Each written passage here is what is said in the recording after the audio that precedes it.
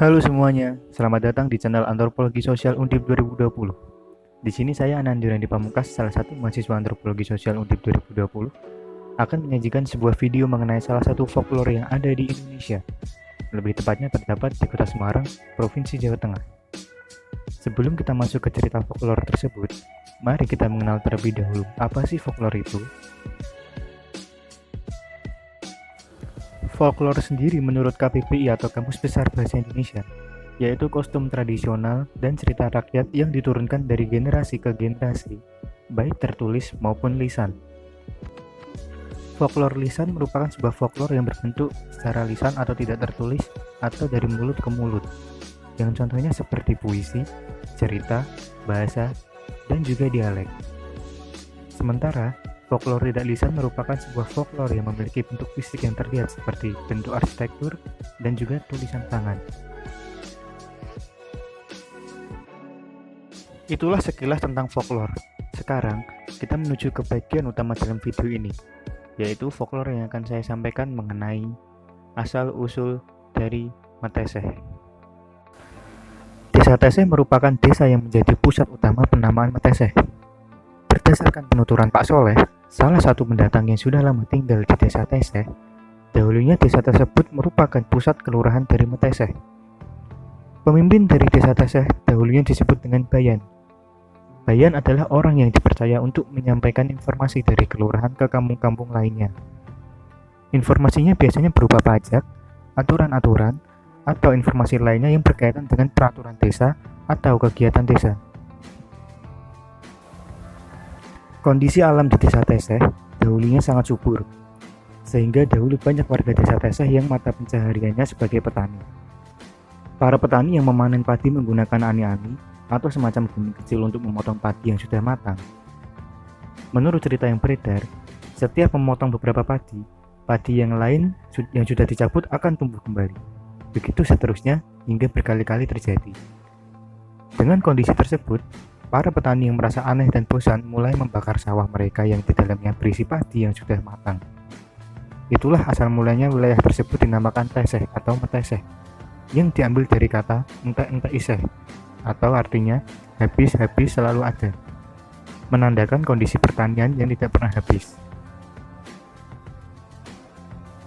Desa Teseh masa kini sudah jarang sekali yang mewarisi tradisi ritual-ritual.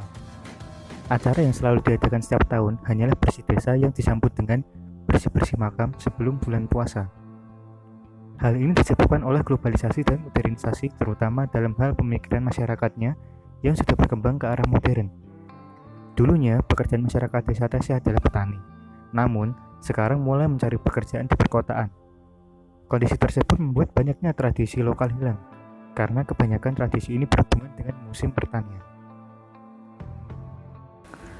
Hal ini juga menyebabkan banyaknya folklore yang hilang.